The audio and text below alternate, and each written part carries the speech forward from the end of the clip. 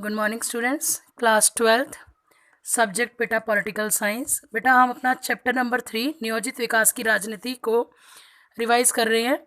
जिस दौरान बेटा हमने पिछली वीडियोस में बेटा हमने डिस्कस किया था पहली पंचवर्षीय योजना और दूसरी पंचवर्षीय योजना में किन किन विषयों को महत्व दिया गया। आज हम चर्चा करेंगे बेटा योजना आयोग, हरित क्रांति और श्वेत क्रांति को। ठीक है, तो योजना आयोग क्या है? योजना आयोग को बोलते हैं बेटा प्लानिंग कमीशन। इसकी स्थापना हुई थी 1950 में और इसके अध्यक्ष कौन होता है? प्रधानमंत्री। और इसका कार्य क्या होता है? पंचवर्षीय योजनाओं को बनाना, संसाधनों का सही प्रकार से इस्तेमाल करने के लिए योजनाओं का निर्माण करना, योजना के प्रत्येक चरण का मूल्यांकन करना यानी कि वो योजना कितनी सक्सेसफुल हुई है, उसके कितने पॉजिटिव और कितने नेगेटिव इफेक्ट सामने आए हैं। 31 मार्च 2017 को 12वीं पंचवर्षीय योजना खत्म हुई और इसके स्थान पर नीति आयोग का गठन किया गया। इसका नाम बदला गया, नीति आयोग नाम रखा गया, जिसकी फुल फॉर्म है बेटा national institution for transforming India. इसके चेयरमैन अध्यक्ष कौन है? Prime minister. और उस समय जिनकी अध्यक्षता में नीति आयोग का गठन किया गया, तो उस समय अध्यक्ष कौन हुए? नरेंद्र मोदी। उसके बाद उपाध्यक्ष पद भी बनाया गया और उस समय उपाध्यक्ष कौन बने? अरविंद पनगड़िया। सीईओ अमिताभ कांत। और इसके कुल सदस्य 8, जिसमें से बेटा पूर्णकालिक सदस्य यानी जो पूरा समय बने रहेंगे अपने पद पर वो है 5 और अंशकालिक सदस्य 2। अब कहेंगे 8 सदस्य हैं तो एक आपका बेटा प्रधानमंत्री अलग से निकल जाता है। पंचवर्षीय योजनाओं को लेकर बेटा कुछ विवाद भी उभरे। उनमें से एक विवाद जो मुख्य है वो है कृषि वर्सेस उद्योग पर मुख्य विवाद। क्योंकि कुछ लोगों का बेटा क्या था, संसाधन जितने भी हैं उन संसाधनों को कृषि पर खर्च किया जाए। कुछ का मानना था कृषि पर और कुछ का मानना था उद्योगों पर इन संसाधनों को लगाया जाए।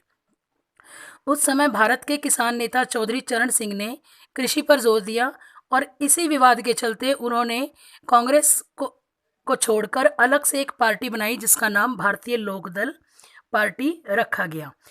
कुछ लोगों का मानना था कि बिना उद्योगीकरण के जनता को गरीबी से उभारना संभव नहीं है और कुछ का मानना था कि कृषि प्रधान देश है तो कृषि पर ज़्यादा फोकस किया जाए।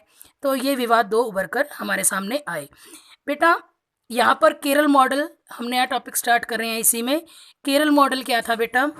केरल मॉडल से रिलेटेड बेटा ये बहुत इम्पॉर्टेंट स्टेटमेंट है क्योंकि केरल मॉडल से संबंधित बेटा अभी जो पिछले दिनों हमारे एग्ज़ाम हुए हैं बोर्ड के, उसमें भी फिलिप्स के रूप में, हालांकि 1 मार्क्स के क्वेश्चंस में 2 मार्क्स के क्वेश्चन में, 4 मार्क्स के क्वेश्चन में बेटा केरल मॉडल पूछा जाता है, तो 1 मार्क्स में फिलिप्स के रूप में इसको पूछा गया था।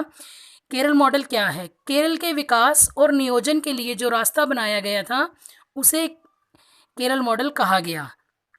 इस मॉडल में शिक्षा, स्वास्थ्य, भूमि सुधार और कारगर खाद्य वितरण और गरीबी उन्मूलन पर जोर दिया गया। केरल मॉडल में अगर आपसे पूछा जाए केरल मॉडल क्या है, तो केरल के विकास के लिए जो योजना तैयार की गई थी उसको केरल मॉडल कहा गया।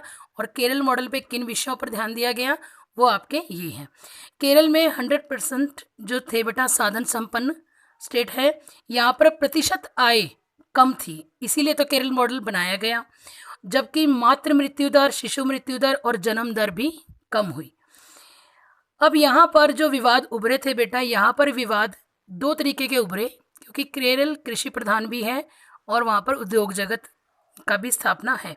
तो यहाँ पर निजी क्षेत्र और वर्सेस सार्वजनिक क्षेत्र एक विवाद उभर कर आया, जिसमें 2 विचारधारा के लोग विद्यमान, जिसमें भारत ने जो मिश्रित अर्थव्यवस्था को अपनाया था उस मिले जुले मॉडल की आलोचना को झेलना पड़ा भारत सरकार को।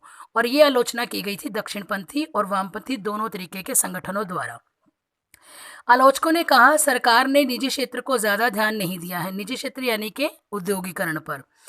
लाइसेंस प्रणाली द्वारा पूंजी की राह में रोड़े अटकाए हैं, यानी जो लाइसेंस देने में सरकार द्वारा जो देरी की गई है उससे क्या है, विकास की गति अवरुद्ध हुई है। सरकार ने ऐसी चीज़ों के आयात पर प्रतिबंध लगाया जो कि घरेलू उद्योगों में बनाए जा रहे थे। यानी आयात पर प्रतिबंध लगा दिया। आयात पर प्रतिबंध क्यों लगाया? क्योंकि जो चीज़ें भारत में बन रही हैं बेटा, उनको बाहर से मंगवाने की आवश्यकता नहीं है। सरकार की यह सोच थी, लेकिन उसको एक नेगेटिव तरीके से विचारधाराओं के समर्थक लोगों ने अलग तरीके से समझा। इससे बाजार में प्रतिस्पर्धा नहीं रही। उनका कहना था कि वो चीज़ें अगर मार्केट में बाहर से भी आती तो वो इंडियन जो चीज़ें बन रही हैं इंडिया में, तो उन चीज़ों की एक प्रतिस्पर्धा शुरू होती। ठीक है, तो उन्होंने कहा कि बाजार में जो प्रतिस्पर्धा है वो खत्म हो चुकी है। इससे उत्पादों की गुणवत्ता में सुधार भी नहीं आया, क्योंकि जब प्रतिस्पर्धा बढ़ती है तो चीज़ों की गुणवत्ता में भी कंपटीशन आता है और चीज़ों की गुणवत्ता में और भी ज़्यादा सुधार किया जाता है। इससे सस्ता करने में कोई हड़बड़ी नहीं थी। आलोचकों ने कहा कि सरकार को शिक्षा और चिकित्सा के लिए ज़्यादा धन खर्च नहीं किया। आलोचकों ने अब भारत सरकार द्वारा जो उस समय कदम उठाए गए उनमें एक निंदा ये भी की गई कि भारत ने जो सरकार है उसने शिक्षा और चिकित्सा पर कम खर्च किया है। इस समय गरीबी से में कोई खास फ़ायदा भी नहीं हुआ, क्योंकि अगर लोग पढ़े लिखे होते, शिक्षा पर ज़्यादा खर्च होता, चिकित्सा पर ज़्यादा खर्च होता, तो लोगों में गरीबी को कम करने के ज़्यादा अवसर उपलब्ध होते। इसी दौरान भारत में एक बड़ी परियोजना भी शुरू की गई और यह परियोजना भारत के इतिहास के लिए काफ़ी प्रमुख थी, और वो थी सिंचाई, बिजली उत्पादन, भाखड़ा नांगल बांध परियोजना और हीराकुंड बांध। जो भाखड़ा और नंगल परियोजना है ये बनाई गई थी सतलुज नदी पर, और हीराकुंड महानदी पर बनाई गई उड़ीसा राज्य में। और जो भाखड़ा परियोजना है इसमें 4 राज्यों को शामिल किया गया था, हरियाणा, पंजाब, हिमाचल और राजस्थान। ये 4 राज्यों की मिलीजुली एक परियोजना थी। इसी समय भारी उद्योग, इस्पात संयंत्र, तेल शोध कारखानों पर भी सरकार द्वारा महत्वपूर्ण ध्यान दिया गया। इसी समय बेटा भूमि सुधार की भी कुछ योजनाएं सामने आई। वो किस प्रकार थी? इस समय बेटा भूमि सुधार के लिए जमींदारी प्रथा को बेटा खत्म किया गया। अधिकतम जमीन कितनी रखी जाए इसकी एक सीमा बनाई गई, कानून बनाया गया। किसानों को ज़्यादा कानूनी सुरक्षा मिले इसके लिए भी कानून बनाए गए। लेकिन ये सारे सुधार करने के बावजूद भी बेटा उस समय खाद्य संकट भारत पर गरमाया। उसके रीज़न क्या थे?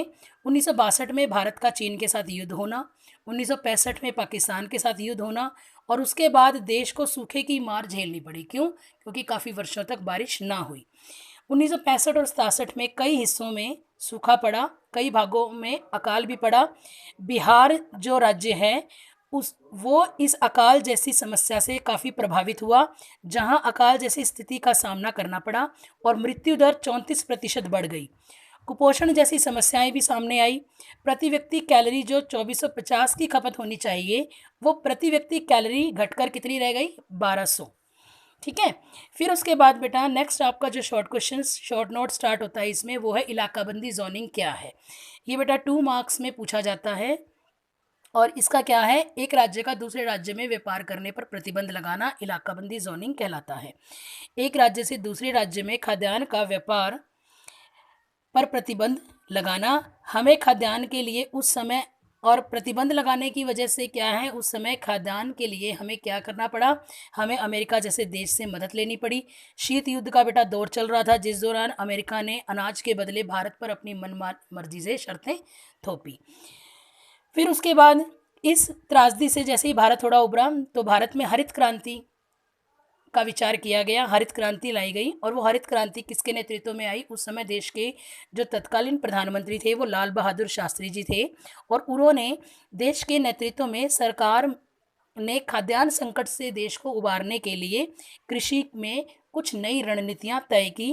प्रारंभ में सरकार द्वारा उन किसानों को सरकारी सहायता दी गई जिनके पास साधन नहीं थे, संसाधन नहीं थे, या वो उनकी हालत काफ़ी पिछड़ी हुई थी। सरकार ने उच्च गुणवत्ता वाले बीज भी प्रोवाइड करवाए किसानों को, उर्वरक खादें प्रोवाइड करवाई, कीटनाशक प्रोवाइड करवाए बेटा, सिंचाई सुविधा भी उपलब्ध करवाई। ये थे बेटा हरित क्रांति। यानी ये सारी चीज़ें जो परिघटनाएं घटी हैं, ये जो सरकार द्वारा जो अहम कदम उठाए गए कृषि को सुधारने के लिए, कृषि संबंधी रणनीतियों में परिवर्तन किया गया और गरीब किसानों को साधन उपलब्ध कराए गए, और अपने खेती करने के पुराने जो तरीके हैं उनमें बदलाव किया गया, मशीनों का इस्तेमाल किया गया, और कीटनाशकों का प्रयोग किया गया। ये जो जितनी भी परिघटना है इसको हम हरित क्रांति कहते हैं। और हरित क्रांति के कुछ सकारात्मक प्रभाव भी सामने आए। खेती की पैदावार बढ़ी, गेहूं की पैदावार बढ़ी और खाद्यान्न की उपलब्धता में भी बढ़ोतरी हुई। पंजाब और हरियाणा, उत्तर प्रदेश ऐसे कृषि समृद्ध राज्य बन गए। किसानों की स्थिति में भी सुधार हुआ। लेकिन जहाँ पर हम ये सारे सुधार कर रहे थे, कोई भी चीज़ पूरी तरह से 100% सही नहीं होती, उसके कुछ नकारात्मक प्रभाव भी सामने आते हैं। और वो नकारात्मक प्रभाव क्या थे? इसका फ़ायदा बेटा सभी राज्यों को नहीं हुआ, कुछ पर्टिकुलर राज्यों को हुआ, जैसे कि हमने बोला पंजाब, हरियाणा, उत्तर प्रदेश, ठीक है। और गरीब जो किसान हैं और भूस्वामी हैं, उनके बीच की जो एक गरीब और अमीर की खाई है वो और भी ज़्यादा बढ़ गई। और जो गरीब किसान हैं उसको इसका ज़्यादा फ़ायदा नहीं हुआ, क्योंकि उनको कृषि के उतने अच्छे दाम उनको नहीं मिल पाए जितने के दाम बड़े बड़े उद्योगपतियों को मिले, पूंजीपतियों को मिले। उसके बाद बेटा हमारा लास्ट जो टॉपिक है वो है इस चैप्टर का, श्वेत क्रांति क्या है। श्वेत क्रांति बेटा दूध से संबंधित क्रांति है। मिल्कमैन ऑफ इंडिया किसे कहा गया? वर्गीस कुरियन को। और ये वो व्यक्ति है जिसने अमूल की शुरुआत की थी। इन्होंने गुजरात के आणंद शहर से इसकी शुरुआत की थी और कुछ ही समय में इसके साथ 25 लाख दूध उत्पादक जुड़ गए। ग्रामीण विकास और गरीबी उन्मूलन के लिहाज से अमूल नाम का यह एक अनूठा आंदोलन मॉडल सामने आया और इस मॉडल के विस्तार को क्या कहते हैं? श्वेत क्रांति कहा जाता है। 1970 में एक ऑपरेशन फ्लड नाम से भी एक मॉडल चलाया गया या एक आंदोलन चलाया गया और उसका काम क्या था बेटा? ग्रामीण विकास कार्यक्रम को शुरू किया गया। विकास कार्य क्यों ऑपरेशन फ्लड नाम क्यों रखा गया?